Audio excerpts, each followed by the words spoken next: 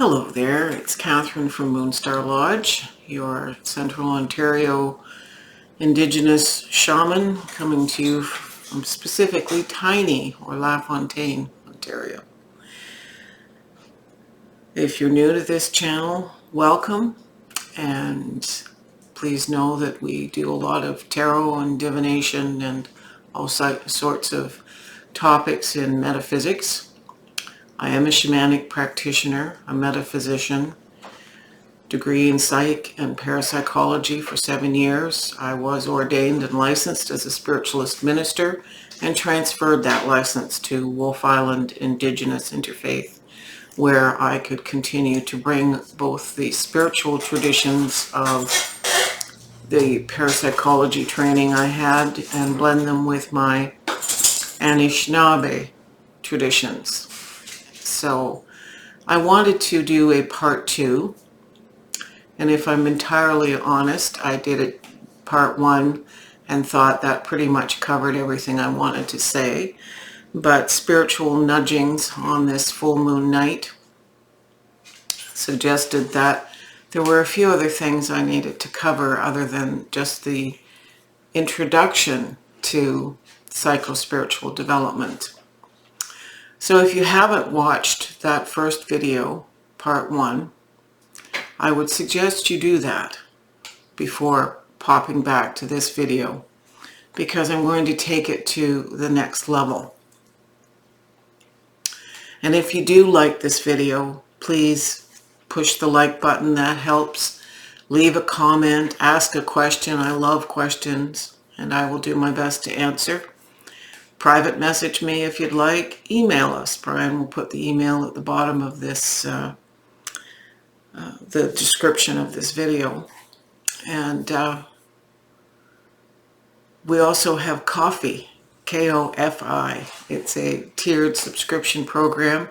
If you want to send me a coffee or a tea, I'm always up for that. Anyway, back to our discussions of parapsychology, channeling, mediumship, what I label psychospiritual development, and the developmental history of how I teach what I do, and the ethics and the awarenesses people need to have when they open up to spirit in this way. So I talked yesterday about being a very young person and recognizing that a lot of the relationships that were made were based purely on the knowledge I could provide and didn't end up being lifelong relationships or anything like that. So it caused me to become introverted around this whole area of learning what it meant when I couldn't turn off psychic experience and mediumship experience. I couldn't make it go away, so I had to learn to roll with it. And I did so by going to university, because I felt that it just had to have a scientific set of parameters for me to accept it. Well, did it ever, and does it ever? And so the parapsychology aspect calmed me down. It taught me the science. It taught me how to be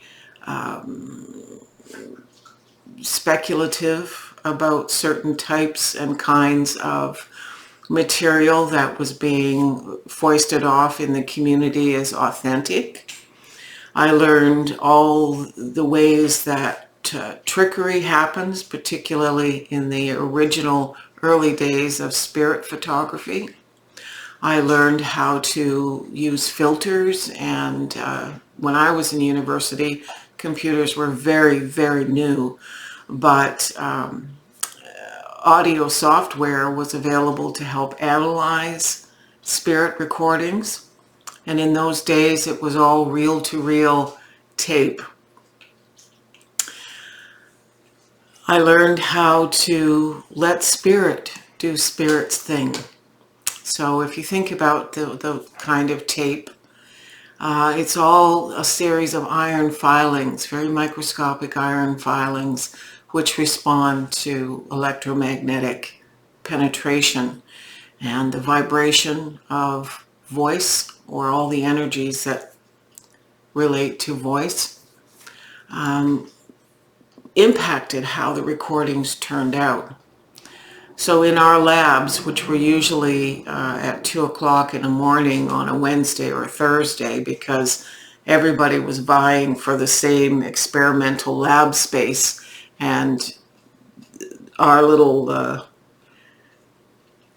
group of students was very small, and we didn't have much authority, so we got the crappy times to do our experiments. But that was fine. The university was quiet at 2 o'clock in the morning, and we knew that we would have very little outside interference in hallways, and things like dogs who jingle their collars in the middle of a video.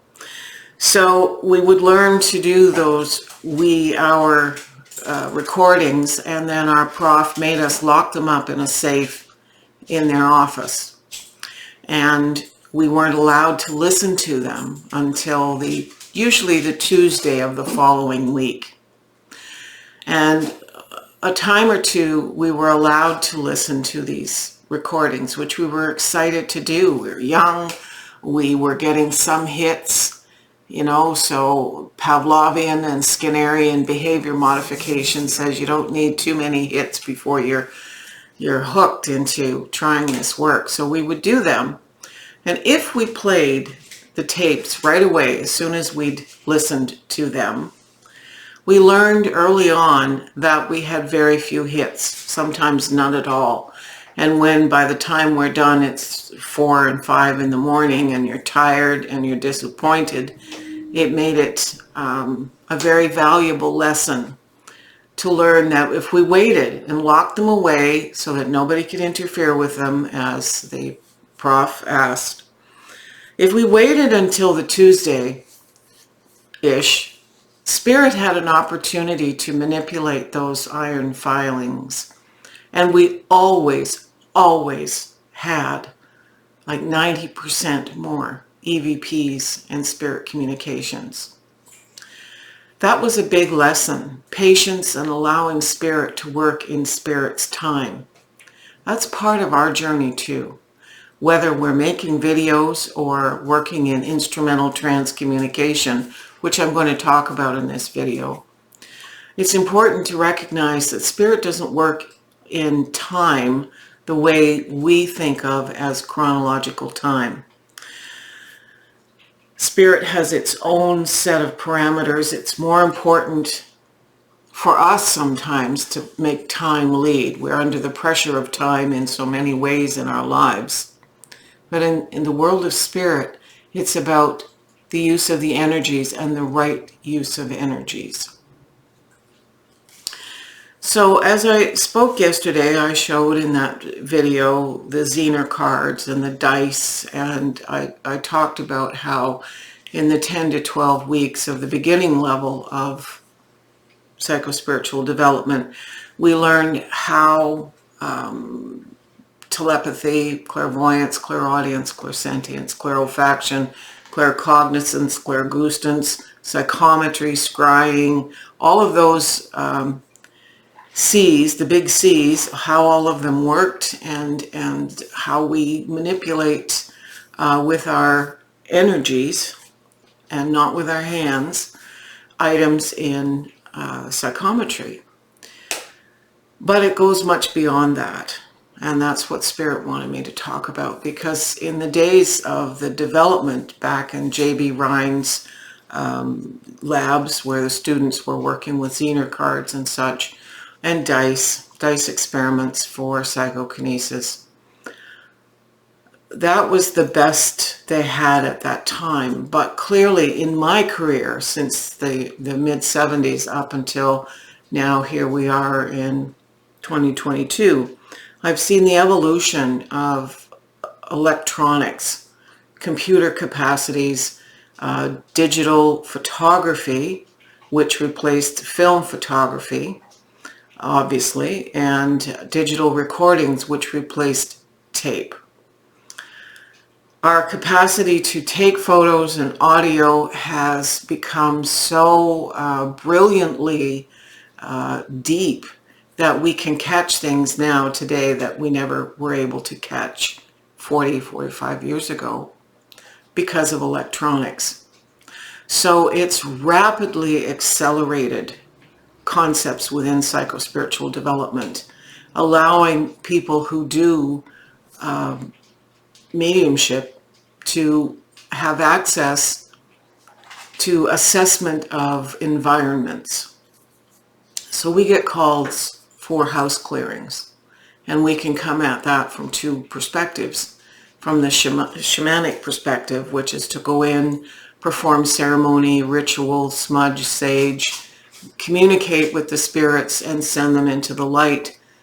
Teach the homeowner how to keep their property cleansed of spirits who are less than desirable, and to how to adopt behaviors like meditation and not having drug use or excessive alcohol use, that sort of thing happening in the home. Behaviors of lifestyle choice, and just life choice in general. We can do that shamanically. We can go in purely from the science point of view as parapsychologists and assess and evaluate environments and do a lot of technical equipment-based assessment, and we can go that route. That route is perfectly viable. You get an awful lot more evidential information with recordings and videos and still digital photographs. But what's important is how the evidence relates to the people who are there in the moment and what they experience. Everything that I've talked about in the past video and today relates around the topic of non-emotional attachment to outcomes. We need to have a detachment, personally, professionally, physically, emotionally, spiritually. We have to be detached from outcome. Healers know this. In the old days, doctors were not, allowed to treat their own family as patients because you have an emotional attachment to those folks, and so therefore you may not make the best medical decision because you have this emotional tether. It's the same thing I was referring to yesterday with people who come to you who are friends, and they have, their child is sick, their child has been abducted, somebody, an elderly parent with dementia has gone for a walkabout and they are missing. It would be very easy to get all wound up in that person's emotional crisis. Their dog has gone missing. Their cat has gone missing. Something has happened to them traumatically that creates an aura of emotional distress. We have to remain as the psychic medium, whether we are helping to find that dementia patient, whether we are trying to remote view to the missing dog or cat or child. We have to stay compassionately detached from the outcome, because there are times when Spirit does not give us the information that we request because it's part of that person's karmic walk to not get that parent back or that dog back. It's part of the karma they chose before they ever incarnated. Brian, can you remove the dog, please? So sorry for the dog nonsense moment. It's really, really important to not get sucked into the expectations or the emotional needs of people in crisis. And we encounter that, and that's what I was alluding to yesterday. I have lost friendships, or what I thought were friendships, based on the inability to find that missing thing or whatever the situation is. Sometimes it was the simple request to help that person find or connect with a loving relationship, and that was foisted onto me.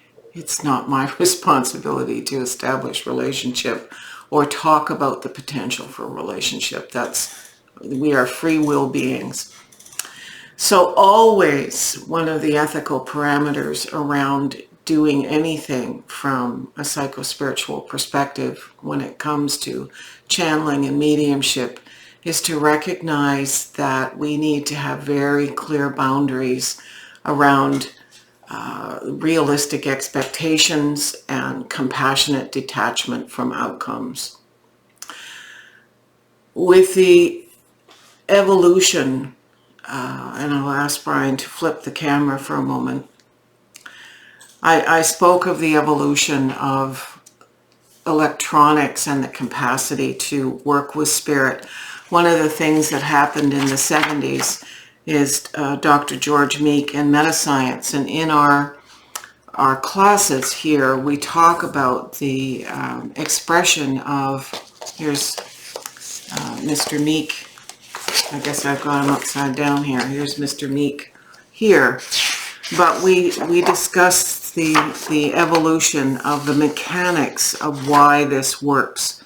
There's healing happening here. Here's the human aura being photographed. Here's the chakra system on Mr. Meek as he photographs himself in the dark in his lab. And his work, along with the work of a number of electronic engineers who worked pro bono, created a device called Spiricom. And these are the specs for creating the Spiricom device. So this was created, and trials were done in universities and labs around the world. And the Spiricom process helped to understand the electronics of the human evolution. You can flip the camera, Brian. So when George passed away in the late 80s, Dr. Bill Macy took over the work of Metascience, because by the time we went sort of from the late 60s through the mid 70s to the late 80s when George passed away, the work in instrumental transcommunication continued. Engineers are very good at following the science of this, so this has helped to refine the instrumentation. The evolution of the digital capacities to record has now moved from Spiricom, which is spiritual communication, to Vidicom, which is the visual recording of spirit, adding in the auditory. They talk about spirit or invite spirit to be present, open a circle, the dog becomes acutely aware of the spiritual presence. And so now Brian has got her up in his lap while he's trying to do the computer work to record this, just to keep her settled and feeling more comfortable. ANPSI or ANSI is one of the study areas within parapsychology, and the animals respond to the energies. Sometimes there is an emotional response. You know, if you have horses or dogs who experience spirits, or cats, you'll know that sometimes they do have an emotional response to spirit. But that's just a marker in their case. They don't know to be compassionately detached. That's an automatic response. We have the capacity to stay within our left brain and utilize the gifts we have in the right brain, if you want to go that way, because for 70% of the population, this is a right-brained phenomenology. So as I was speaking about Vidicom, we now have groups of people with the Afterlife Research Educational Institute, of which I am now a member.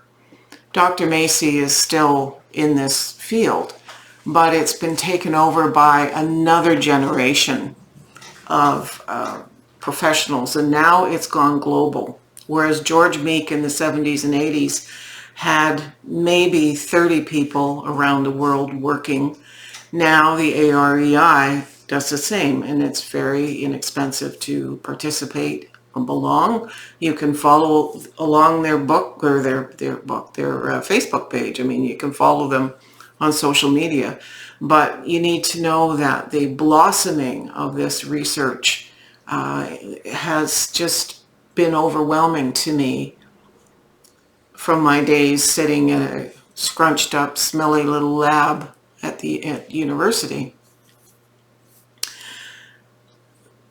Know that when we evolve in our classes here, we move from the assessment phase into the application of these skills with other students. So we get into scrying, we get into water work, we get into crystal work, healing, we get into the energy transmission work, we get into levitation very physically. We attempt to, as a class, collectively levitate tables. Sometimes some classes are walking around with the table up in the air, the smaller tables especially, and other times it's, we do well to get it up off the floor and have it move around. Sometimes the tables literally morph into different shapes because the metal underlay begins to warp with the amount of energy. The whole point in learning this is to recognize that we are much more powerful when we harness these spiritual gifts. It's no different than the analogy of the microwave. We can stick a cold cup of water in the microwave, turn it on for a minute on high. We don't see those energy waves going into the water, but when we take that out after 60 seconds, it's so hot we can't drink it. We accept that. We accept that when we go for an x-ray, you don't see the radiation coming through you to make that digital image on x-ray plate. We don't see it, but we accept that it happens because it's become part of our cultural collective phenomenology. Slowly over the past 40 years, this spiritual work has become the same. From the very simple things we showed you yesterday, dice and Zener cards, we've been able to evolve through the advancements of electronics to the opportunities that are available to us to develop psychospiritually. But it always must go hand in hand with ethics, the boundaries, personal boundaries, collective boundaries.